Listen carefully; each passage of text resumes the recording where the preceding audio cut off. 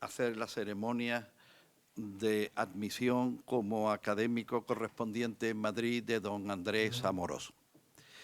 Y su discurso versará sobre Picasso y los toros. Ese es su título y ese es su objeto.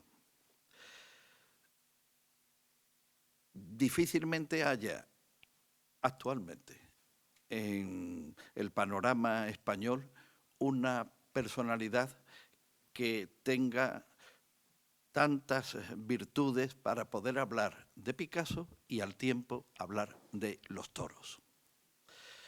Ambos son auténticas pasiones de nuestro conferenciante y agradecemos que haya sido generoso en determinar ese como objeto de su discurso, puesto que este año es, como ustedes saben, el 50 aniversario de la muerte del maestro pintor malagueño.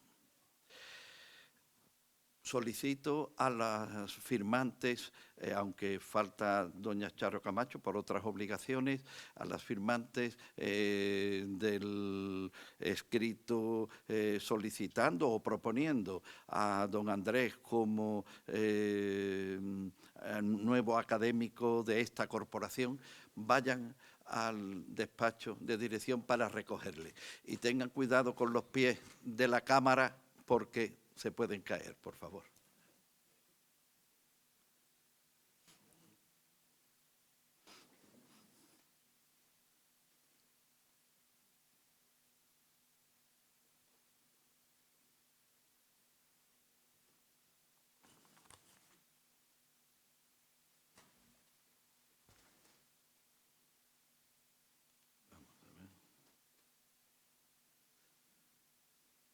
En pie, por favor.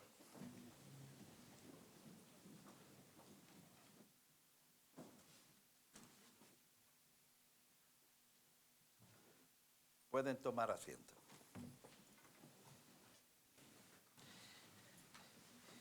Solicito seguidamente de nuestro secretario que haga el favor de leer el particular del acta por el que se nombraba o se elegía como nuevo académico a don Andrés Amorós, con una ligera salvedad que quiero hacerle.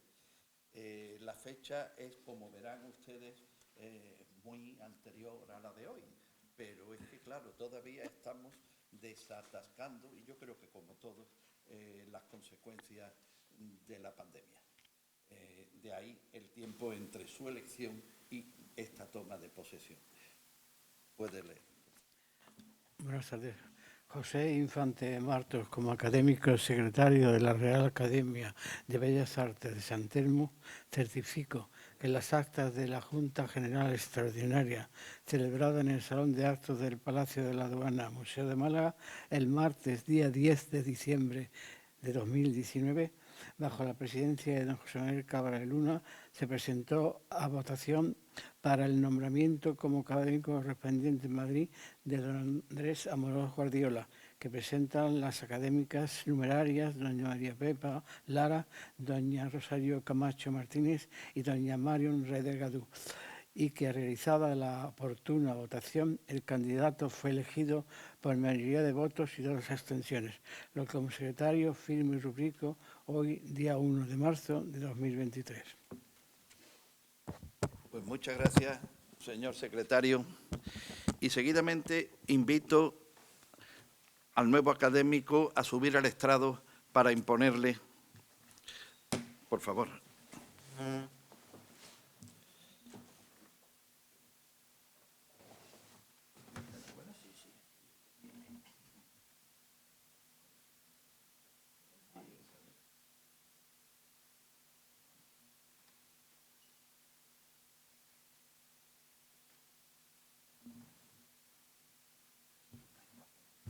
Y aquí, abrir luego. Y recibe estos atributos como muestra de tu ingreso en esta Real Academia, aceptando que con ello te obligas a colaborar en la consecución de su objeto, el fomento de la creatividad artística, así como al estudio, difusión y promoción de las artes y del patrimonio cultural, histórico-artístico y medioambiental, y muy particularmente de la pintura, la escultura, la arquitectura, la literatura, la música y las artes visuales. Muchas gracias. Y tienes ahora, te daré la palabra para dictar su discurso y ahora un aplauso.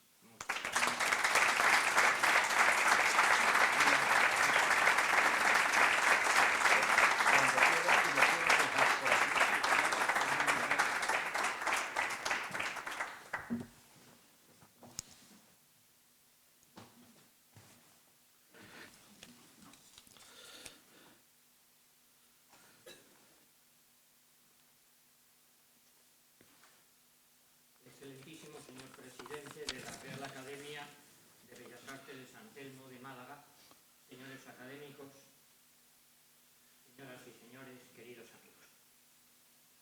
Debo empezar ante todo agradeciendo el gran honor que me hacen admitiéndome entre ustedes. La vida nos ofrece pues muchas veces cosas que no esperamos, buenas, malas, regulares, pero también alegrías inesperadas.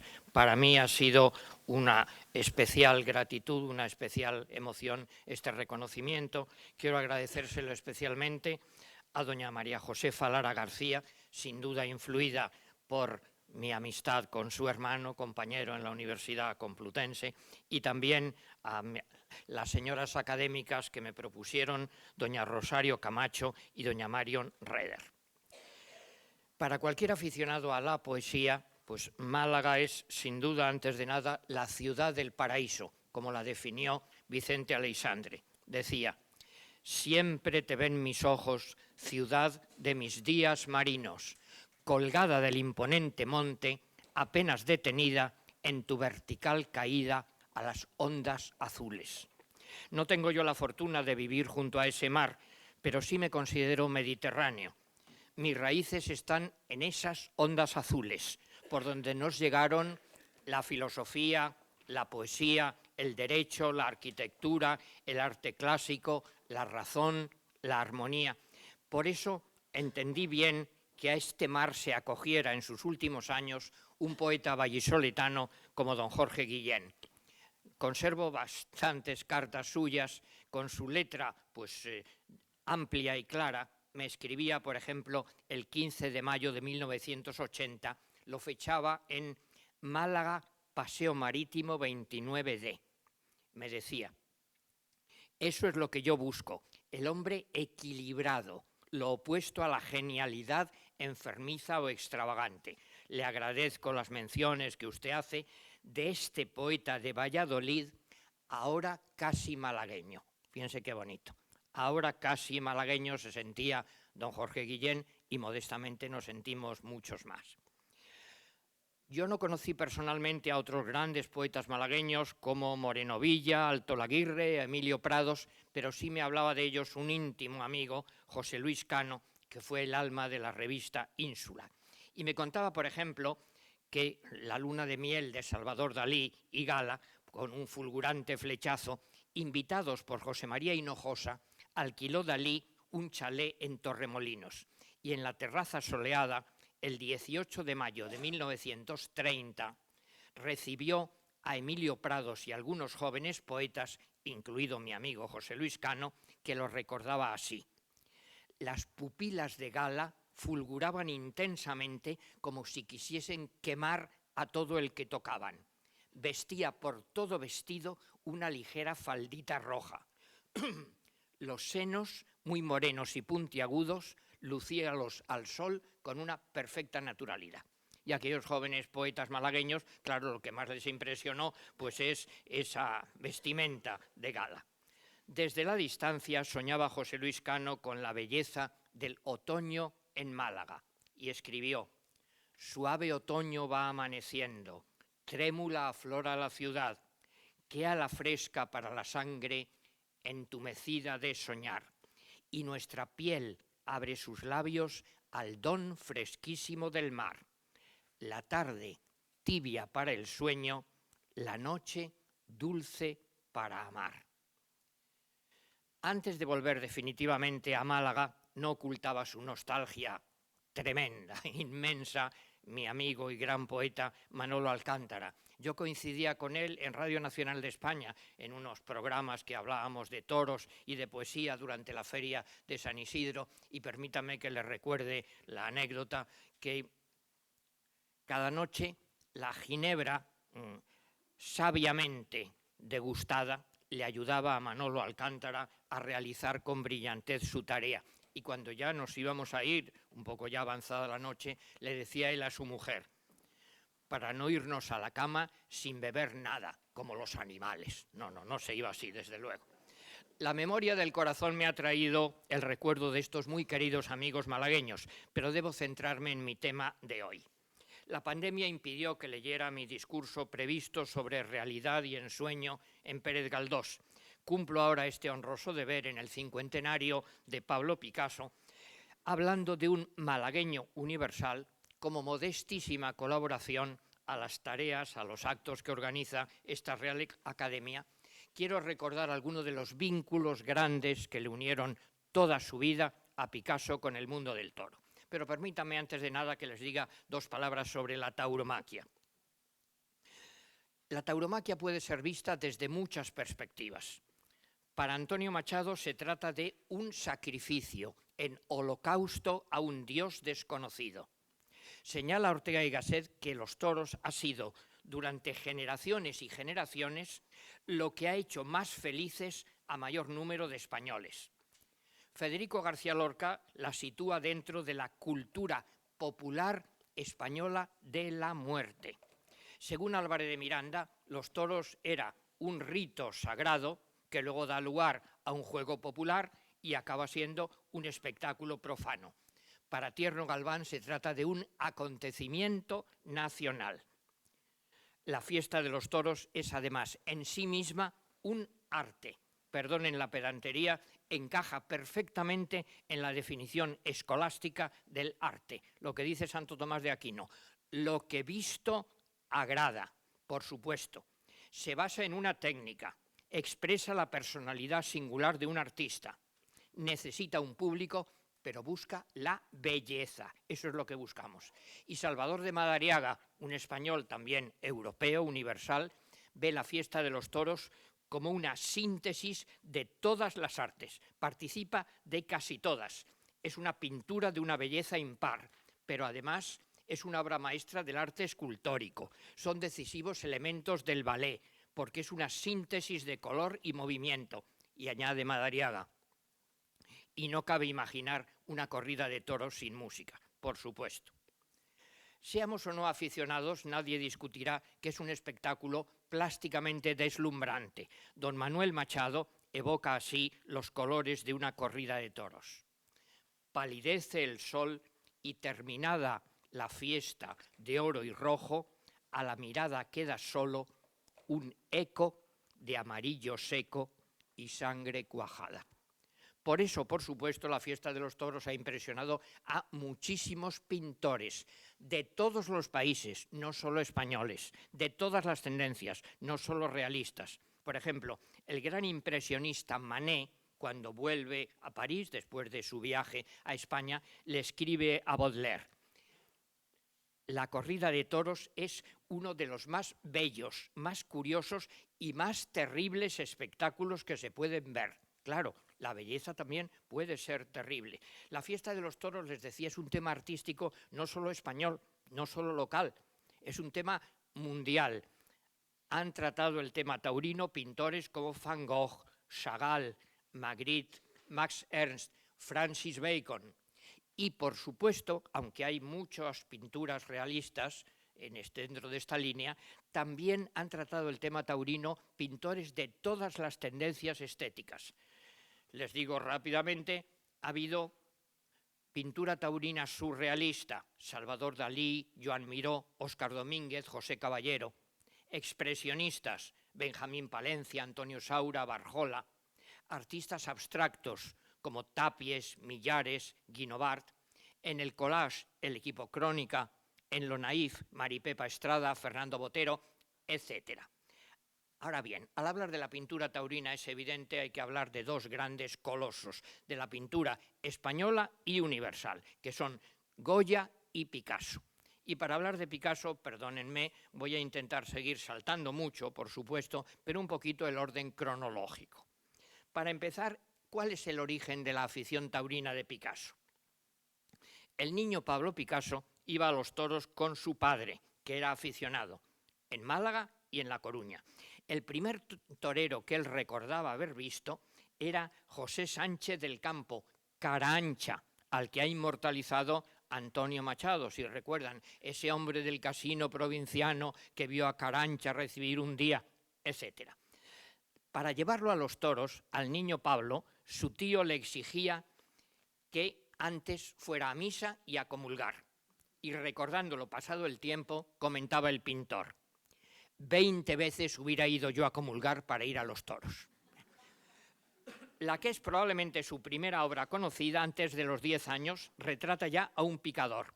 Y su pasión por los picadores duró toda la vida. Se lo comentaba a Luis Miguel Dominguín, su gran amigo, que a él le hubiera gustado ser picador. El editor Gustavo Gili, su gran amigo, yo también tuve la suerte de ser amigo suyo, publicó en 1976 una preciosa edición facsímil de lo que se llama el Carnet Madrid, que corresponde a marzo del año 1898, cuando Picasso va a Madrid a estudiar en la Escuela de Bellas Artes. Por cierto, se apunta en el curso de dibujo con un pintor malagueño, Muñoz de Grain, amigo de su padre, pero en general a Picasso la Escuela de Bellas Artes lógicamente no le gusta. Lo que le gusta es el Prado, claro. Y en el Prado, ¿qué es lo que le fascina? Pues el Greco, Velázquez y Goya, por supuesto. Y copia, está en ese carné, que yo tengo el facsímil, 2 dibujos taurinos de Goya. Uno sobre el picador, bien tirada está, otro un toro acometiendo y también un retrato de Pepeillo. Y lo curioso es que firma debajo de estos dibujos, como firmaba entonces, con mayúsculas dentro de un triple recuadro, 3 veces mayúsculas, PRP.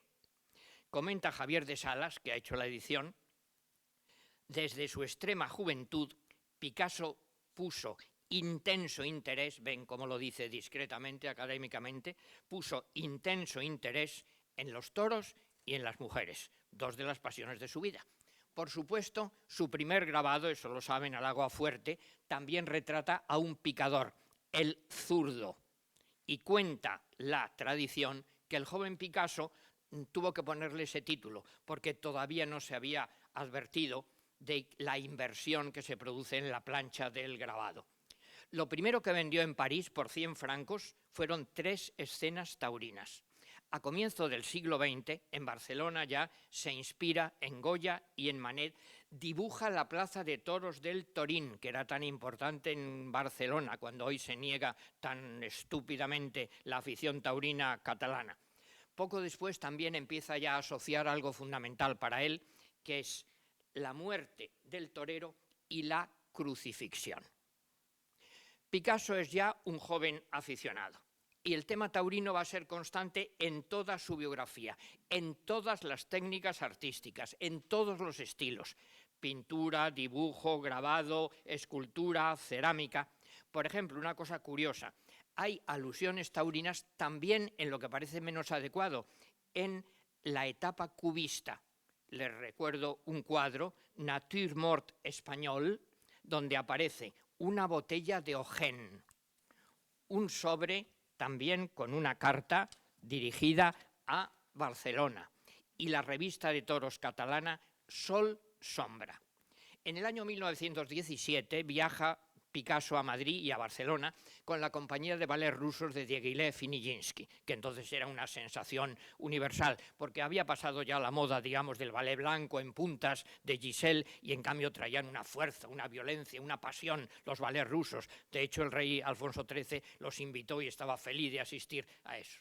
Bueno, pues Picasso entonces realiza para esa compañía el telón, el decorado y los figurines de un ballet que se llama en francés le tricorne, es decir, el sombrero de 3 picos de don Manuel de Falla. Y en ese telón vemos a un picador y el arrastre del toro desde la perspectiva insólita del tendido. Curiosamente, ese telón, lo he podido ver, está en Nueva York, en un precioso edificio. A fines de los años 20 comienza también Picasso a ilustrar libros clásicos de la literatura. Introduce el tema taurino en cosas donde en principio no pegan en absoluto. Pues miren, la obra maestra desconocida de Balzac, también la Metamorfosis de Ovidio. El 26 de abril de 1937 se produce el bombardeo de Guernica y Picasso pinta ya su famoso cuadro en los 2 meses siguientes. Pero hago una parada aquí. La afición, la pasión de Picasso por los toros se advierte también en la serie de fotografías que conservamos, muchísimas y muy pintorescas.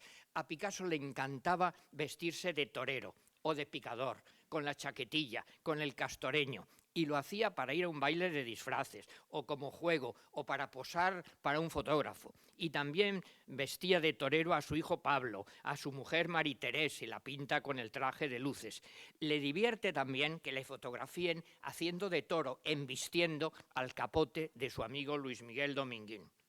Otra cosa que no todo el mundo recuerda, en el Museo Picasso de París, que claro, el de aquí es muy importante, pero el de París también lo es, perdonen, he visto una cosa que no se suele comentar. Ahí guarda Picasso objetos, cosas, recuerdos, cosas que le gustaba conservar. Y entre ellos lo que hay son fotografías taurinas, entradas de toros, programas de las corridas a las que había asistido y fíjense, una colección de 24 divisas de ganaderías. Yo soy aficionado, creo, a los toros y no tengo una colección de 24 divisas. Y también una cosa muy pintoresca, unas cartas, digamos, de juego, unos naipes de tipo erótico, donde el toro o el torero son órganos sexuales masculinos o femeninos. Además de eso, Picasso, un poco como García Lorca, yo los comparo en ese... No eran intelectuales, no eran grandes lectores, pero eran como esponjas que absorbían todo lo que les interesaba y todo lo que les servía para su creación. Entonces, Picasso recurre lo mismo, ahora se está viendo en París, pues al arte prehistórico africano, que a Tiziano, que a Rubens, a toda la tradición. Por ejemplo, le fascina mucho un cuadro de Tiziano, El rapto de Europa, y eso le sirve a él para pintar una figura humana tendida sobre el lomo blanco de un gran toro. Picasso lo va a transformar en la imagen trágica de un torero muerto y varias veces se trata de una mujer torera con el traje de luces abierto, con un claro sentido, insinuación erótica, y es el retrato de Marie-Thérèse, su mujer. También otro tema fundamental en él, el enfrentamiento entre un toro y un caballo. Claro que eso alude a un tema mítico universal, pues nada menos que la unión del amor y la muerte, desde el Tristán e Isolda de la Edad Media hasta la ópera de Wagner, si quieren. Y también esto, para la composición con muchas formas abigarradas, lo que hace es copiar la composición que hace Rubens en un cuadro, fíjense, de otro tema, la caza de hipopótamos y cocodrilos. Un tema central en la obra del pintor malagueño, insistiré en eso más, es el Minotauro. El 23 de febrero de 1935 grabó en París una lámina de cobre, su Minotauromaquia, que está considerada una de las obras maestras del grabado de toda la historia. Entonces decía el pintor que estaba viviendo una de las épocas más tristes de su vida, el peor momento, porque estaba muy enamorado de Marie-Thérèse Walter, pero todavía vivía con su esposa Olga Koklova. Y en medio de ese conflicto vuelve sus ojos al mito clásico del Minotauro. Me paro ahí un momento. Mire, el Minotauro, hombre con cabeza de toro, era hijo de Pasífae, que se enamoró de un toro. Entonces ella lo ocultó en el laberinto, donde le ofrecían todos los años el tributo de las jóvenes y las doncellas, hasta que Teseo logró matarlo.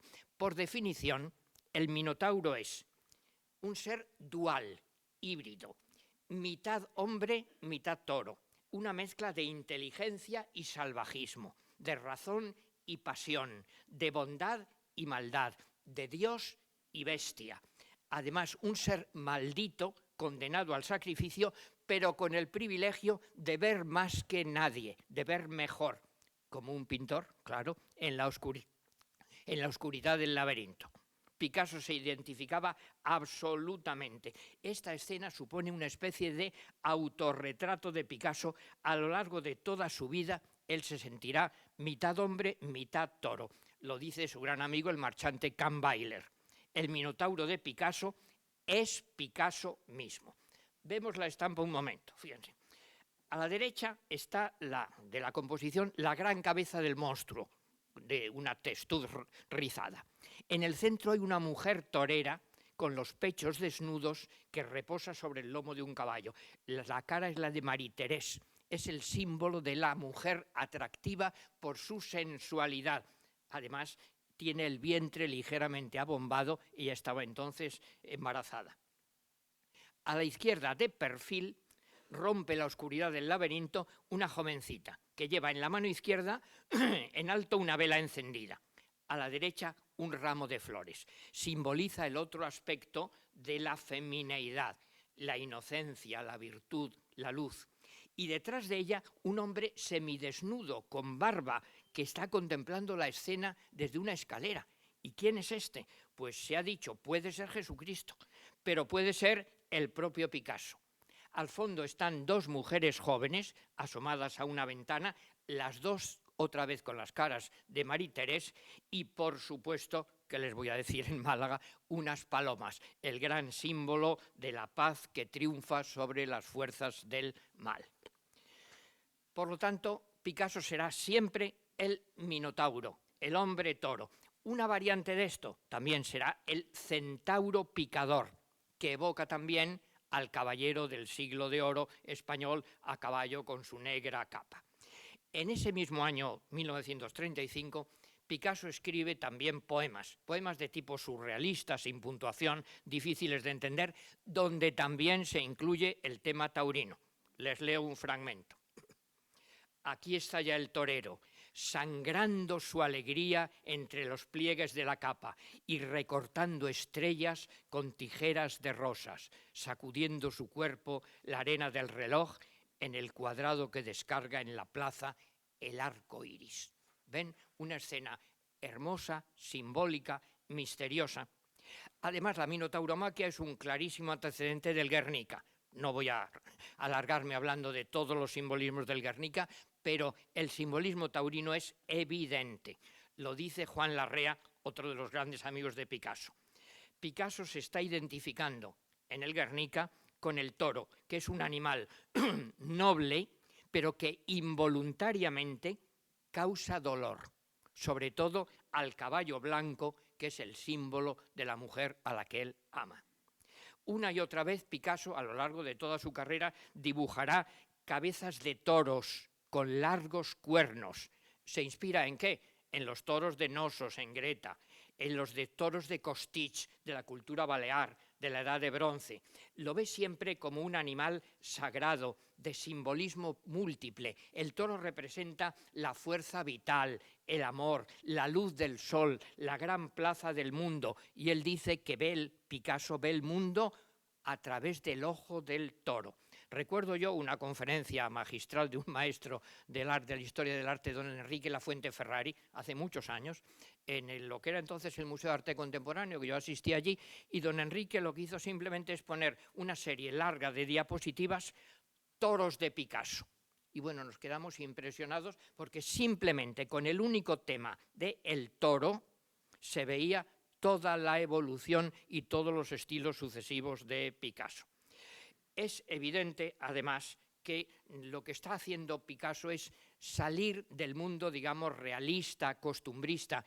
Y me he acordado yo de una cosa. Claro, en la literatura contemporánea hay también un intento de salir de la pura fotografía, de la pura descripción de un detalle. Dice Virginia Woolf, por ejemplo, que ella quiere, como sus amigos novelistas del grupo de Bloomsbury, meter todo en la novela, es decir, dar una visión compleja del mundo. Pues exactamente eso quiere Picasso hacer con el tema taurino en su pintura. Y lo dice en uno de sus textos poéticos, les leo. Quisiera hacer una corrida como es, como yo la veo, toda, con todo, toda, fíjense que repite la palabra muchas veces, toda la plaza, todo el público, todo el cielo, el toro tal como es, el torero, toda la cuadrilla, todos los banderilleros, toda la música, el vendedor de gorros de papel, una verdadera corrida, en la ambición de totalidad. Repito lo esencial, el toro tal como es decir, que Picasso se ha identificado misteriosamente con el toro bravo, sobre todo por dos cosas, por el amor y por el destino trágico. Un año antes del Guernica, en 1936, es lo mismo que había expresado Miguel Hernández en uno de los sonetos del Rayo que no cesa. Por ejemplo, en este. Como el toro he nacido para el luto y el dolor, como el toro estoy marcado con un hierro infernal en el costado y por varón en la ingle con un fruto. Como el toro lo encuentra diminuto todo mi corazón desmesurado, y del rostro del beso enamorado, como el toro a tu amor se lo disputo. Como el toro me crezco en el castigo, la lengua en corazón tengo bañada y llevo al cuello un vendaval sonoro. Como el toro te sigo y te persigo, y dejas mi deseo en una espada, como el toro burlado, como el toro. Fíjense, en 14 versos repetirá. Muchas gracias. Repetirá muchas veces como el toro, igual que Picasso, como el toro, exactamente igual. Pero hay también otro elemento fundamental, cambio de tercio, la nostalgia de España, por supuesto. A partir de los años 40, la presencia del toro en la obra de Picasso aumenta todavía más si cabe. Del año 1942 es una obra que fue muy revolucionaria en su momento, la cabeza de toro con un manillar y un sillín de bicicleta. Y después, poco después, en Valorilla, inicia sus cerámicas taurinas, hace carteles para corridas y, siguiendo a Goya, cumple el viejo proyecto de ilustrar la tauromaquia de Pepeillo y la de Paquiro, etc. Además, como vivía en la Costa Azul, eso le permitía, en esa etapa de su vida ya, ir a los toros con sus amigos, con Cocteau, con Bataille, con Michel d'Aigui, con Bernard Biffet, y le divierte mucho contemplar cómo juegan al toro los niños franceses del pueblo donde él vive, claro, acordándose de los niños malagueños de su infancia. Poco después aparece un libro de Sabartés, su secretario, A los toros con Picasso. No se trata solo de una afición a un espectáculo, no. Miren, el ejemplo es clarísimo, el paralelismo con Goya es evidente. En el exilio, Goya realiza sus toros de Burdeos, cuando ya es muy mayor. ¿Por qué? Porque los toros, la tauromaquia, es el vínculo que le une al exiliado Goya con España. No con Fernando VII, él es un exiliado político, sino con la España profunda, auténtica, la que subsiste después de todos los buenos o malos gobernantes. Exactamente igual que Picasso. Cuando Picasso está haciendo una obra taurina, está pintando, esculpiendo, dibujando, eso supone para él el vínculo con España, con Málaga, con su patria, no con Franco, él es un exiliado político, con la España que permanecerá siempre. Bueno, también me gusta contarles algunas anécdotas porque son muy significativas, muy llamativas, para ver cómo era Picasso personalmente, un personaje extraordinario. Por ejemplo, se desesperaba en la Costa Azul los fines de semana. Es domingo y no hay corrida. Bueno, yo me he acordado de lo que decía Rafael el Gallo con una ingenuidad maravillosa. Dice, ¿y los ingleses los domingos qué hacen si no hay toros? ¿No? Pues igual Picasso. Una vez escribe Picasso, cito textualmente, hoy 18 de agosto, si el tiempo lo permite, habrá corrida en la plaza de Cartagena. Y lo repite 18 veces. Habrá corrida en la plaza de Cartagena, habrá corrida en la plaza de Cartagena. En el café con los amigos, Picasso saben que tiene una facilidad única en toda la historia del arte, sin duda. Se divierte dibujando sobre una servilleta de papel siluetas de toritos, naturalmente, con la facilidad y rapidez extraordinaria. En una sola página dibuja nada menos que 48 toros. Los toreros españoles que actúan por allí acudían a ver a don Pablo, le brindaban un toro y el pintor correspondía con generosidad. Por ejemplo, a Pablito, Pablo Lalanda, le dedicó un dibujo con una leyenda que luego repitió varias veces. Escribe Picasso: los toros son ángeles que llevan cuernos. Me contó un gran torero, Andrés Luque Gago, que Picasso solía poner su firma en el castoreño de los picadores, diciéndoles: con esto te voy a salvar el invierno, porque ahora tú lo venderás y ya aunque no tengas corridas, el invierno lo tienes salvado con ese dinero. Se hizo también muy amigo, y es una historia muy curiosa, de un compatriota suyo, de otro exiliado, el barbero Eugenio Arias. Arias le cortaba el pelo, charlaban, iban juntos a los toros, y a Arias le dedica el dibujo de, cito textualmente, un plato de toritos fritos para Currito, para que los acompañe con una jarra de Valdepeñas y un porrón del Priorato. Fíjense la nostalgia de España por todos lados, en las comidas, en las bebidas, en todo. También le regaló 71 obras que ahora forman parte de un museo, el Museo Picasso de Buitrago. Curiosamente, en el año 2019, la Fundación Picasso Museo y Casa Natal mostró una exposición curiosísima, que muchos de ustedes recordarán. Se titulaba Exilio y Nostalgia. Comprendía 63 páginas del periódico ABC con dibujos de Picasso sobre las crónicas de Antonio Díaz Cañabate. ¿Y por qué esto? Bueno, pues la historia es muy sencilla. Picasso quería seguir la temporada española, pero no en la prensa francesa. Quería seguirla en la prensa española y él opinaba que en el ABC, que era el mejor periódico para eso.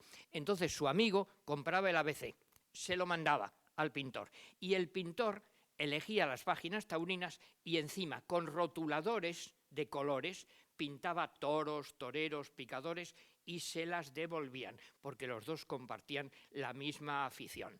Bueno, un amigo de Picasso de estos años, Pierre Caban, nos cuenta lo que era para el pintor un día de toros. He cortado la cita porque es larga, pero es verdaderamente fascinante. Para Picasso ir a los toros era, bueno, un espectáculo, un acontecimiento. Les leo.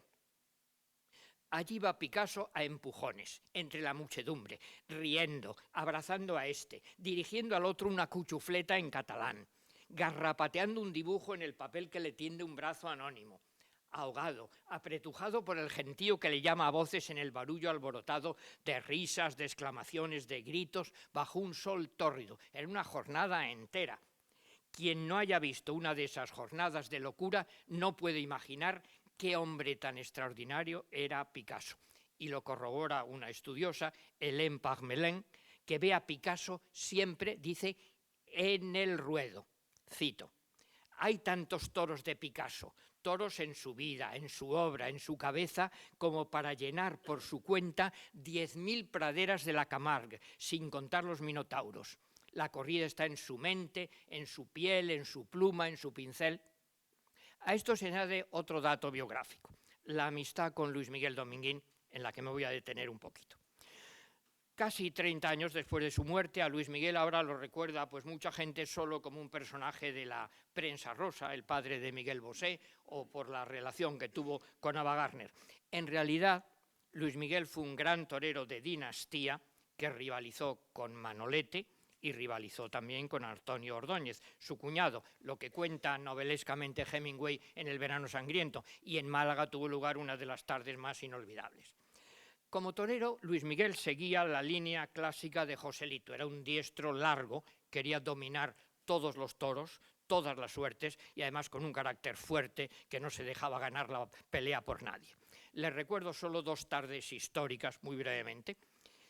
El 17 de mayo de 1949, en la Plaza de las Ventas, Luis Miguel provocó un escándalo enorme porque levantó ostentosamente el dedo, autoproclamándose el número 1. Me decía su picador, si pueden nos matan, no sé cómo salimos de allí.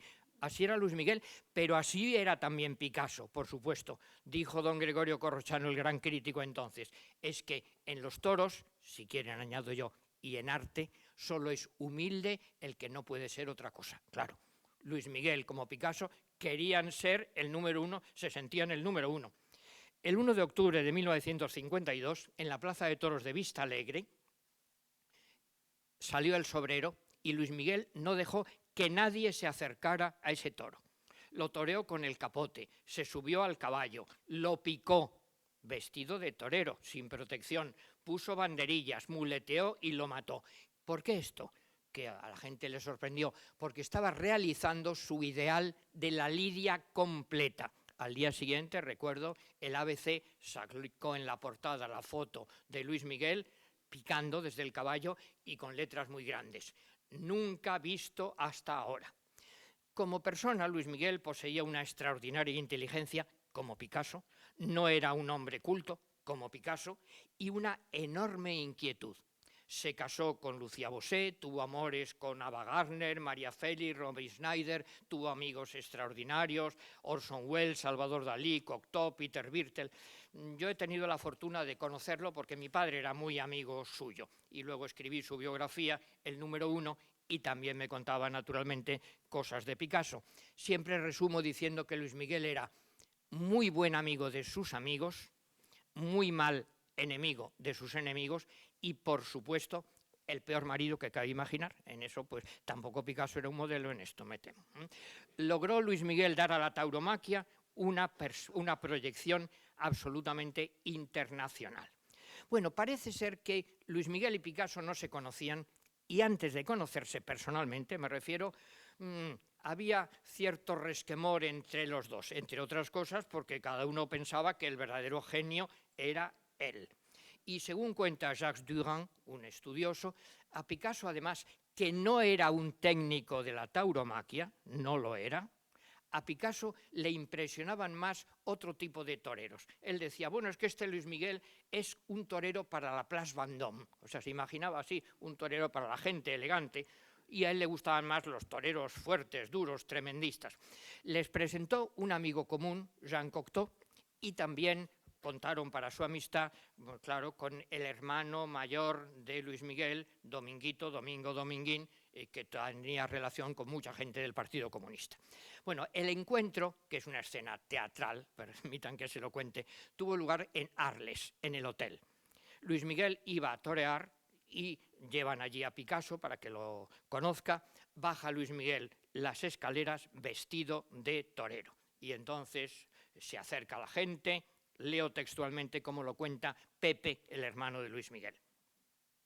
Picasso se levanta, se quita el sombrero ancho andaluz que llevaba y con él en la mano derecha inicia un pase de pecho, que es jaleado por la concurrencia. Luis Miguel, que está ya muy cerca, grita, ¡olé, bien hecho eso! Y entonces, con un bamboleo del sombrero, Picasso remata la serie con un pase por alto y como si fuera un brindis, se lo tira a Luis Miguel. Fíjense la escena teatral. Entonces, Luis Miguel lo coge, se lo pone en la cabeza y con los brazos abiertos cae en los brazos de Picasso y se dan un abrazo tremendo ahí en medio de la gente. Y entonces Picasso grita, ¡maestro! Y Luis Miguel dice, no, maestro tú. Bueno, se hacen amigos ya, al menos externamente. Pero es que acaba la corrida y entonces Picasso, ya ha visto torear a Luis Miguel, ya le ha impresionado, claro, y le propone al torero pintarle un retrato.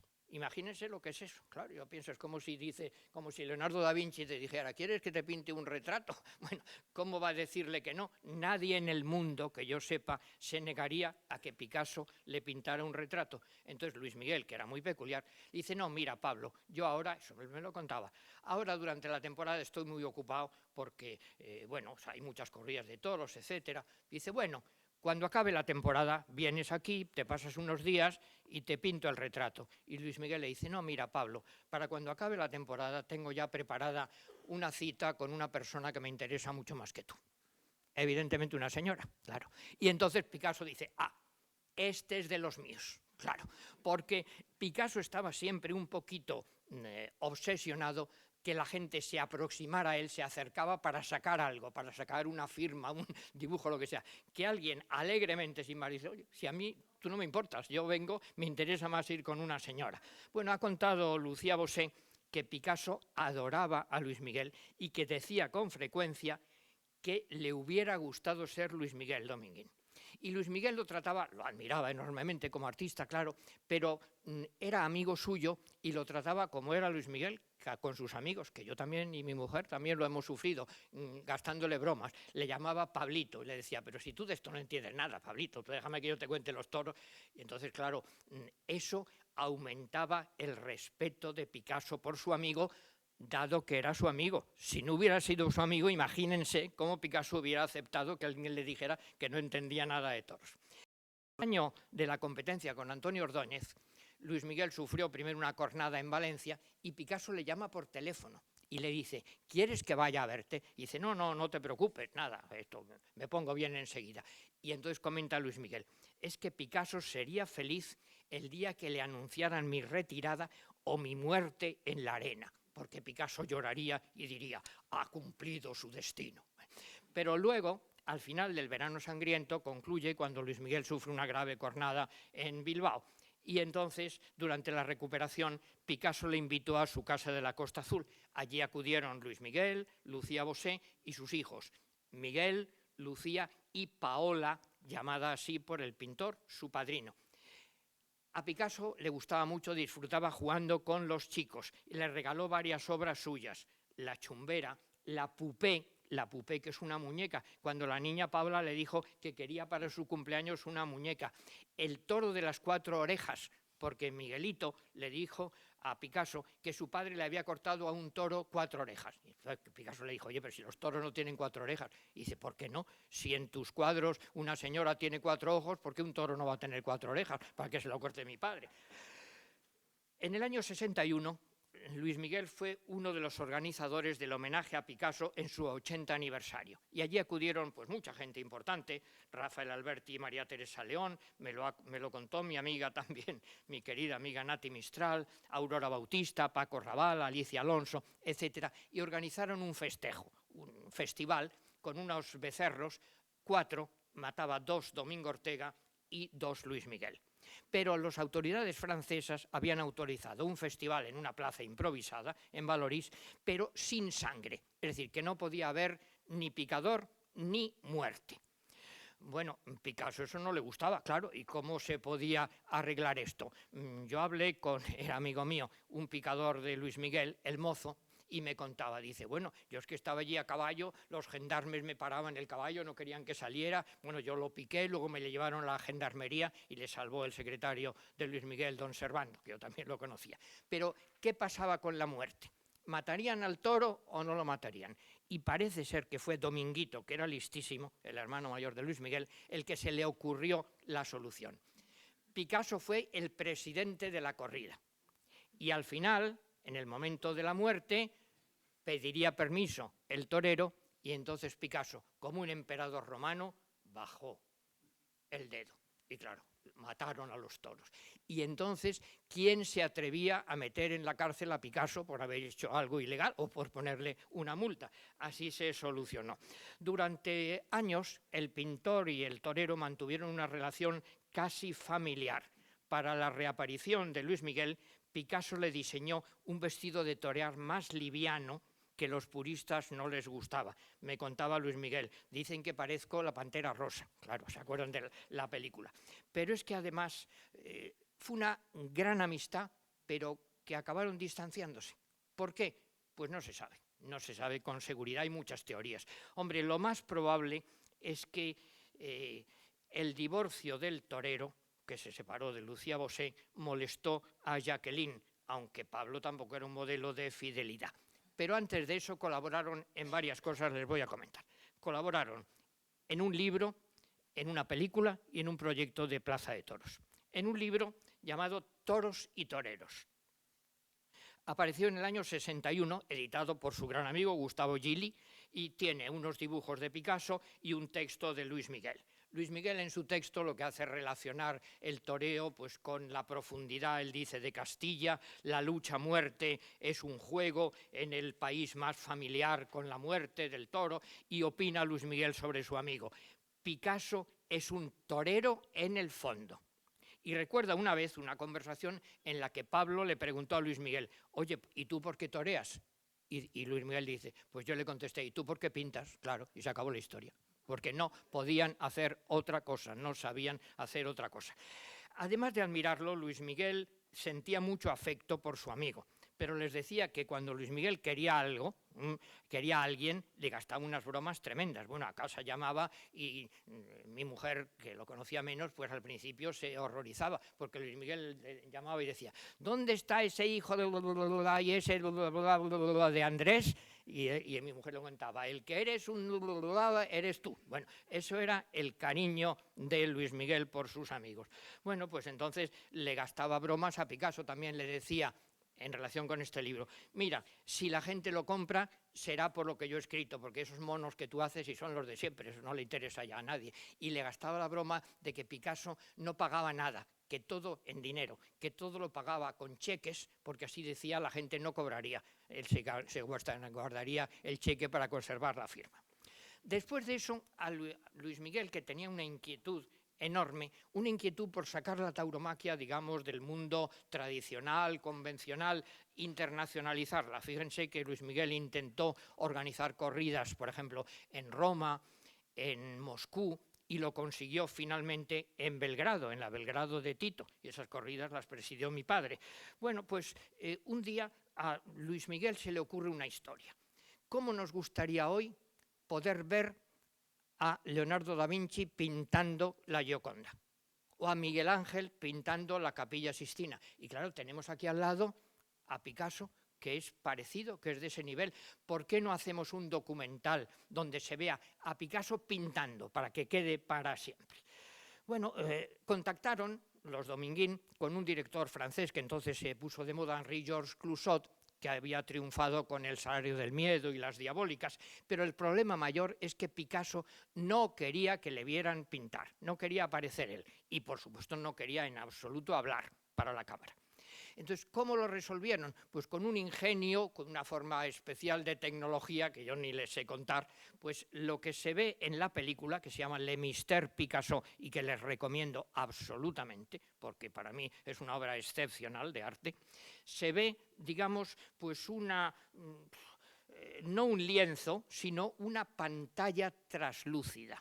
No se ve lo que hay detrás y solo se ve que van surgiendo los trazos rapidísimos. Claro, tengan en cuenta que es que Picasso ha tenido, aparte de otras cosas, una facilidad única en la historia de la pintura. Miren, yo he estudiado un poco a un crítico de arte muy aficionado, muy defensor del arte clásico, Eugenio Dors, y decía, de joven ya, Picasso, decía Eugenio Dors, es que Picasso solo se puede comparar con Rafael del Renacimiento, Rafael Sanzio, decía, porque es el único capaz en el mundo de dibujar un caballo, empezando por la pezuña, por el casco, y con el lápiz siguiendo sin levantarlo del papel, y que salga perfecto. Tenía una facilidad extraordinaria. Pues eso es lo que vemos en la película, el Mystère Picasso.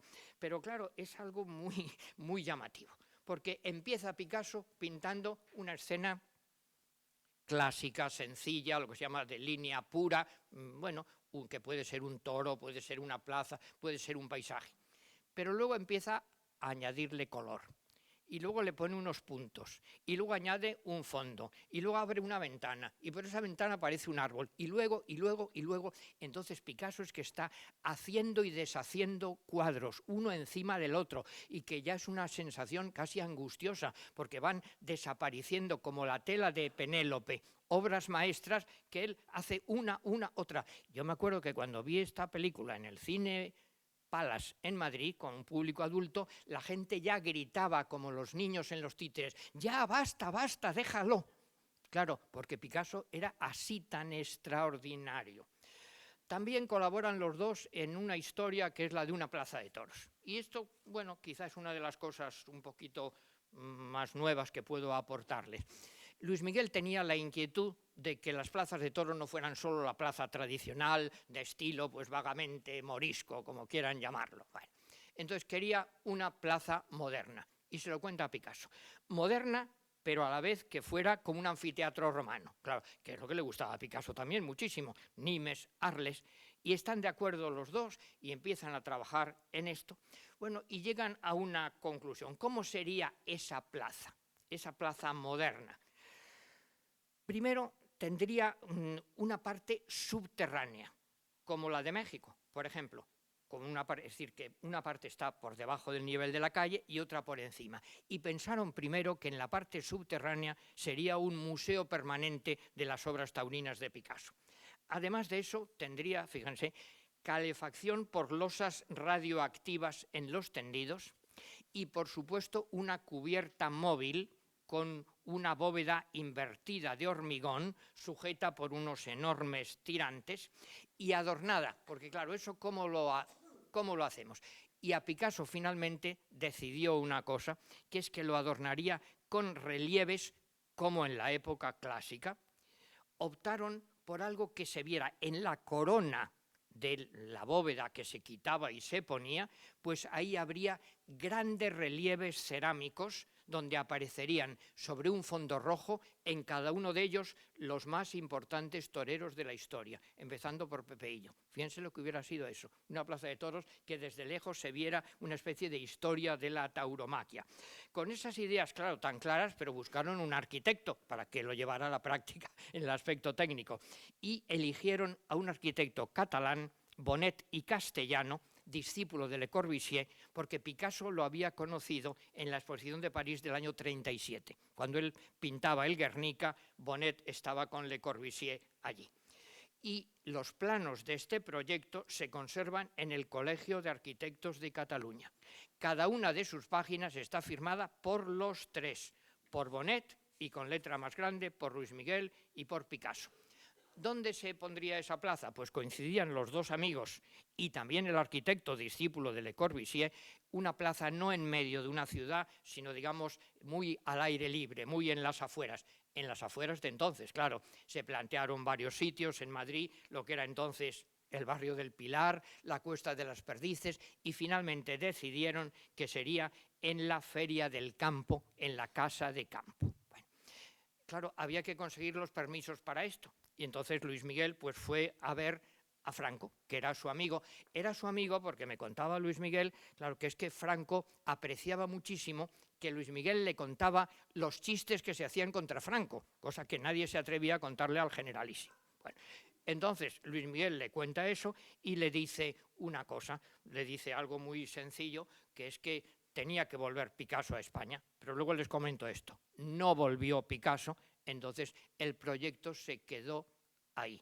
Y curiosamente, ustedes probablemente saben de esto y de muchas cosas, mucho más que yo, se habló alguna vez de que se podría recuperar ese proyecto para Málaga. Yo creo que ya no sería posible porque, bueno, es una cosa muy complicada y muy costosa, pero tiene esto una importancia bastante grande, además de lo pintoresco, porque siempre se había dicho que Picasso era el gran genio del arte, dibujo, pintura, grabado, escultura, cerámica, excepto la arquitectura. Pues bien, aquí tienen también la arquitectura. Hay el otro elemento que es el fundamental y el final que les digo, insisto en lo que antes les comentaba. Así como Goya sueña con España a través de los toros, para Picasso la corrida de toros significa su sueño de volver a España, a Málaga, al Museo del Prado, por supuesto, su sueño de siempre. Entonces, como tantos exiliados, sueña con volver, pero no es fácil. Claro. Antes de nada, ¿le van a permitir volver? Pues Luis Miguel acude a ver a Franco y le pide permiso y le dice, me lo contaba él, con toda su desvergüenza, sin tener el menor pudor, dice, mire general, de usted y de mí se olvidarán dentro de nada. Y en cambio, ese señor, Picasso, durante siglos seguirán hablando de él. Es absurdo que no pueda volver a España. Y contaba Luis Miguel que había delante un general, suponemos cuál es, pero no es seguro, por eso no les digo el nombre, y un general entonces le dice, pero ¿ese Picasso no es el que hizo el Guernica? Y Luis Miguel, con esa rapidez que tenía, con esa facilidad extraordinaria, le dice, no, el Guernica lo hicieron ustedes. Dice, Picasso solo lo pintó después.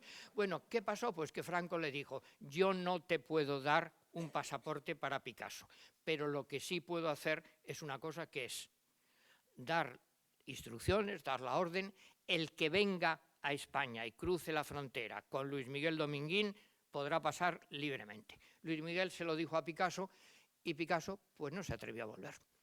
¿Por qué no se atrevió a volver? Bueno, algunos dicen, pues quizá tenía miedo a la represión política. Yo creo más bien otra cosa. Tenía miedo a perder su prestigio antifranquista ante sus compañeros comunistas del Partido Comunista francés o español, y se quedó en París suspirando siempre por España.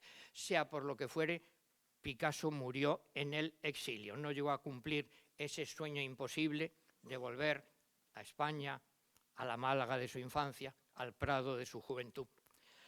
Acabo ya. La conclusión pues es muy simple.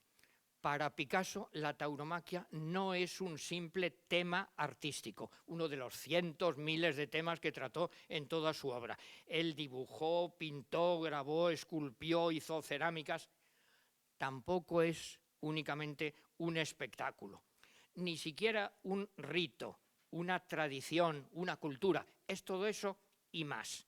En realidad, el toro bravo es una constante de su vida y de su obra.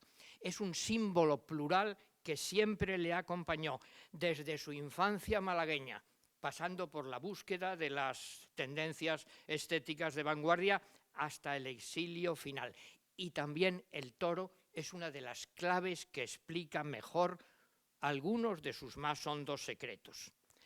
A pesar de su fama, siempre proclamaba Picasso que a él le hubiera gustado ser un picador, fíjense, uno de esos mocetones rudos, campesinos, castellanos o andaluces que le visitaban esperando probablemente el regalo de un dibujo que les permitiera combatir el frío del invierno. Aunque tuvo a sus pies al mundo entero del arte, Picasso envidiaba a su amigo Luis Miguel Dominguín, igual que a cualquier joven que sabía crear belleza jugando con la muerte. Lo dijo ya Ramón Gómez de la Serna. Picasso es, cito, el más gitano de los artistas, el torero de la pintura. Haga, lo que en realidad hace es torear. Y Bergamín le llamó matador de la pintura. Y su amigo Luis Miguel, Picasso es un torero en el fondo. A mí me emociona, es una anécdota quizá pequeña, pero recordar que en los años de máxima gloria, cuando en la Costa Azul, cuando Picasso dominaba el mundo del arte, podía cobrar lo que quisiera, podía hacer lo que le diera la gana, le comentaba a su amigo el barbero Arias: vamos a los toros, Arias, que es lo único que nos queda. Fíjense, lo único que nos queda. Más aún, Picasso estuvo toda la vida buscándose a sí mismo en los toros de Altamira, en los toros de Creta, en los toros de Costitx. Se reconoció a sí mismo como un minotauro, como un centauro picador, como un raptor de Europa. Se identificó con el toro bravo, con su fuerza, su nobleza, su potencia erótica también, su belleza, su destino trágico, su involuntaria crueldad con la gente a la que amaba. Y con la rotundidad de los genios, Picasso lo define en una frase que es definitiva: el toro soy yo, punto. No cabe más. Solo los poetas se han acercado pues, a estos misterios del arte tan profundos. Con motivo de la vuelta a los ruedos de Luis Miguel, Rafael Alberti se imaginó un cartel de toros soñado. Tú, le dice a Luis Miguel, tú, el único matador, rosa picasiano y oro, vestido de rosa, Pablo Ruiz Picasso, el toro. Y luego añade Alberti: el negro toro de España, libre al sol del redondel, que nada puede doblarlo, que nadie puede matarlo, porque toda España es él, el toro de España. La auténtica patria de Picasso, sin duda, ha sido siempre esa piel de toro tendida junto al mar de Málaga, a la que llamamos España. Muchas gracias.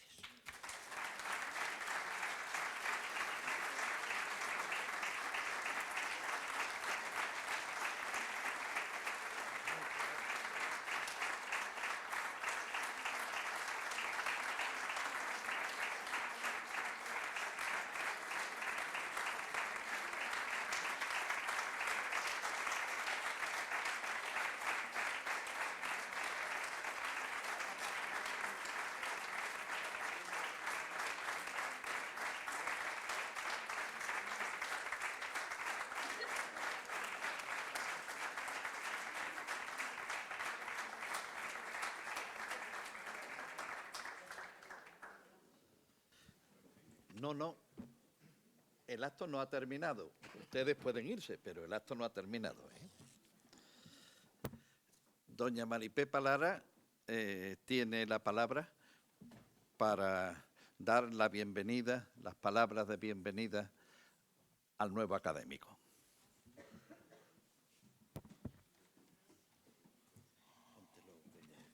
Sí. Yo creo, pero no lo veo bien. Buenas tardes a todos. Excelentísimo señor presidente de la Academia, señores y señoras académicas, amigos todos. Hoy, miércoles 1 de marzo de 2023, la Real Academia de Bellas Artes de San Telmo en Málaga, en su sede del Museo de Málaga Aduana, se reúne para recibir como académico correspondiente al ilustrísimo señor don Andrés Amorós Guardiola, cuyo nombramiento tuvo lugar en noviembre de 2019, aprobada por unanimidad la propuesta de los numerarios doña Rosario Camacho, doña Marion Rede y quien les habla.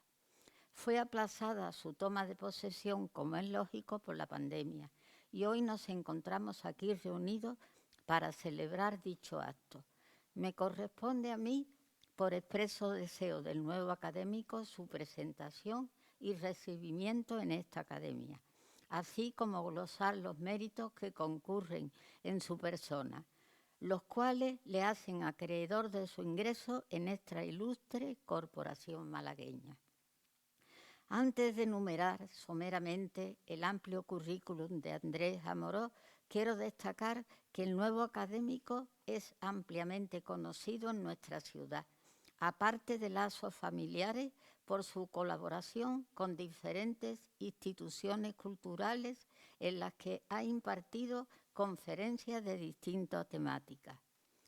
Aparte, el hecho de haber sido amigo de mi querido hermano, y por ende me considero también muy cercana a Andrés por afinidad en una serie de temas comunes, hace más entrañable y agradable mi laudatio.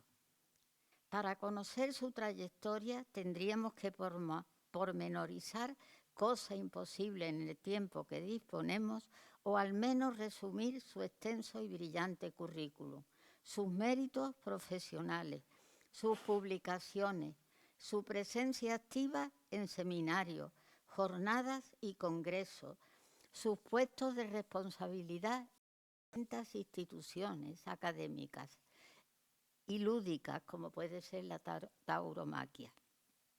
Sin embargo, esta intensa actividad académica no le ha disminuido tiempo para dar a conocer el resultado de sus investigaciones en variados campos, los cuales se reflejan en numerosas publicaciones, sin mencionar el número por su gran extensión de artículos de variada temática. Andrés Amorós ha sabido compaginar su labor como catedrático de literatura con sus escritos y conferencias. Docencia. Andrés Amorós es doctor en Filología Románica, Facultad de Filosofía y Letras de la Universidad Complutense de Madrid, premio extraordinario de doctorado. Número 1 en la oposición a Cátedra de Lengua y Literatura Española de Enseñanza Media.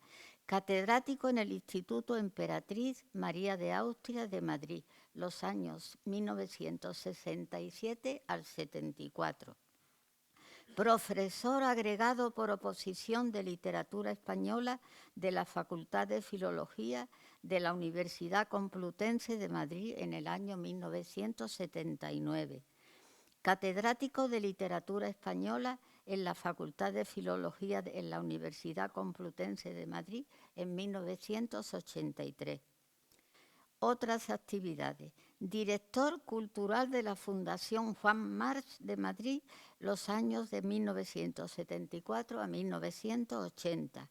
Director de la Compañía Nacional de Teatro Clásico en el 1999. Director general del Instituto Nacional de las Artes Escénicas y de la Música del Ministerio de Cultura los años 2000 a 2004. académico correspondiente de la Real Academia de Buenas Letras de Sevilla. En relación con sus publicaciones, Andrés Amorós ha prestado su atención en variadas disciplinas que comprenden la literatura, el ensayo, la tauromaquia, la música, el cine, y todo eso se refleja en su obra literaria editada. Destacaremos una muestra de estos libros. Introducción a la novela hispanoamericana actual, en el año 71. Clarín y la Regenta, de 1984. Versión de Don Juan Tenorio de Zorrilla, de 1985. Toros y cultura, de 1987. La tauromaquia de Marcial Lalanda, de 1987 también. Lenguaje taurino y sociedad, de 1990. Luces de Candilejas, los espectáculos en España, 1898-1939, del 1991. Francisco Ayala, Premio Cervantes de 1991. Escritores ante la fiesta, de don Antonio Machado a Antonio Gala, 1993. Don Quijote, libreto de ópera con música de Cristóbal Halffter, Teatro Real, en el 2000. El llanto por Ignacio Sánchez Mejía, de Federico García Lorca, del año 2000. La obra literaria de don Juan Valera, La música de la vida, de 2005. Luis Miguel Dominguín, el número 1, 2008. Enrique Ponce, un torero para la historia, con prólogo de Mario Vargas Llosa, del año 2013. La vuelta al mundo en 80 músicas, de 2018. Tócala otra vez, San, las mejores músicas de cine, del año 2019. Sus últimas obras han sido Maestros y amigos y Las cosas de la vida. Y ediciones críticas anotadas de Calderón, Zorrilla, Valera, Clarín, Pérez de Ayala, García Lorca, Francisco Ayala, Antonio Gala, Francisco Nieva, Pérez Reverte y Julio Cortázar. Periodismo. Hemos de destacar su obra periodística. Es columnista habitual del diario ABC y del suplemento ABC Cultural. Asimismo, ha sido crítico taurino en el citado diario. Actualmente dirige el programa semanal Música y Letras en Es Radio. Andrés Amorós es un melómano y cinéfilo a partes iguales. De ahí su obras editadas de dicha materia y su programa de radio. Es difícil precisar las previsiones de futuros trabajos que tendrá en estos momentos Andrés Amorós, pues su mente está siempre pensando en el próximo libro, artículo, conferencia o programa de radio. Premios recibidos. Citaremos algunos de estos premios. Eugenio d'Ors, de 1971. El Premio Nacional de Crítica Literaria, del 71. Premio Nacional de Ensayo, de 1980. José María de Cosío, 1990. Comprobamos que los textos de Andrés Amorós, ya sean de prosa, poesía o ensayo, se transmiten a un amplio entorno.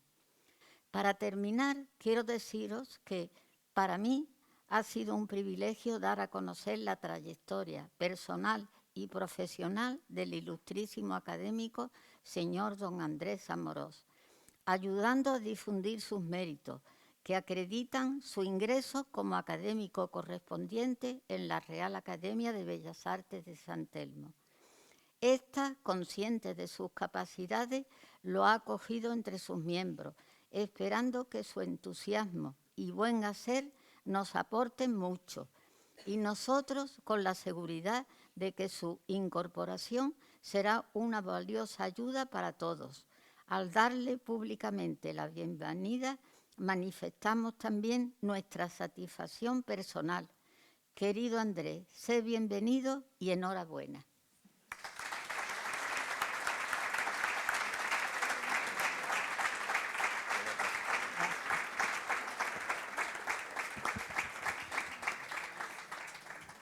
Bueno, antes de concluir totalmente, me van a permitir primero que yo personalmente y en nombre de la corporación le reitere la bienvenida a don Andrés Amorós. Hoy la academia es más grande. Y hay una foto, pero en fin, no es competir contigo, querido compañero de academia, pero recuerden que nuestro don Juan Temburi le entrega una garrafa de vino Málaga a Picasso, rodeado de mucha gente, ¿no? Entonces, bueno, ya no sé si Picasso se la llevó para adentro, si se la tomó, si no se la tomó, eso no lo sé. Lo que sí sé es que de alguna manera le estaba dando un trozo de Málaga al maestro. Pues una asociación, una peña que se llama El Revezo, dirigida por don Antonio de la Torre, me ha pedido el permiso y el señor Amorós ha aceptado galantemente para entregarle unos platillos de esos que todos ustedes saben usan las pandas de Verdiales, crótalos, bueno, él los refiere como albogues en un comentario al Quijote. Entonces, en fin, ya he dicho que no sé si Picasso se tomó o no el vino de Málaga que le llevaron, pero lo que sí sabemos, hemos de saber, es que ahora cuando Antonio de la Torre le entregue esos crótalos a nuestro maestro, él estoy seguro que lo va a conservar con cariño como un eco de esta Málaga que tanto le quiere y que tanto él la quiere. Por favor, Antonio de la Torre puede venir a acercarse y también su acompañante.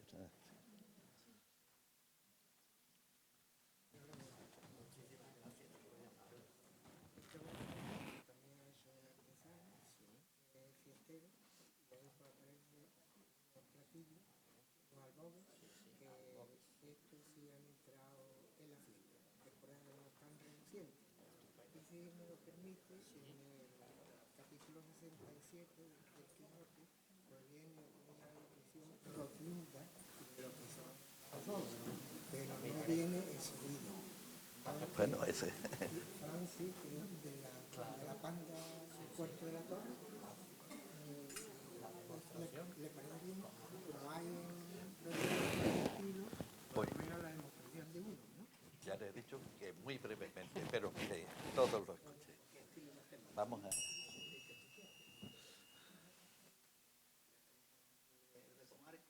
Venga.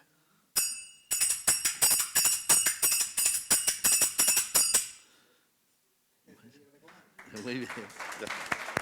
Muchas gracias. Muchas gracias. Muchas gracias.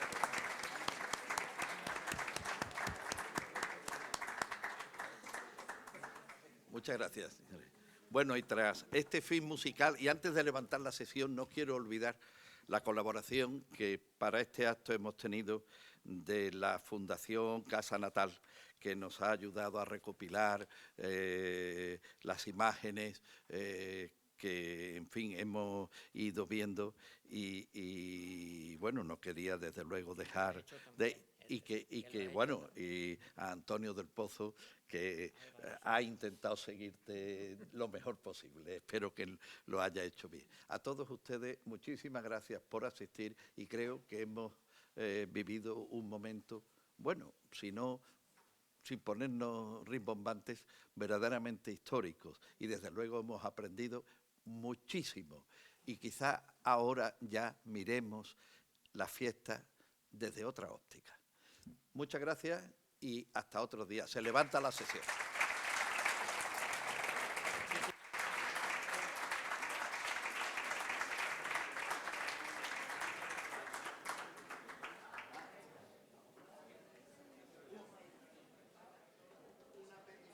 Una petición a los académicos para hacernos la fotografía, ¿sí?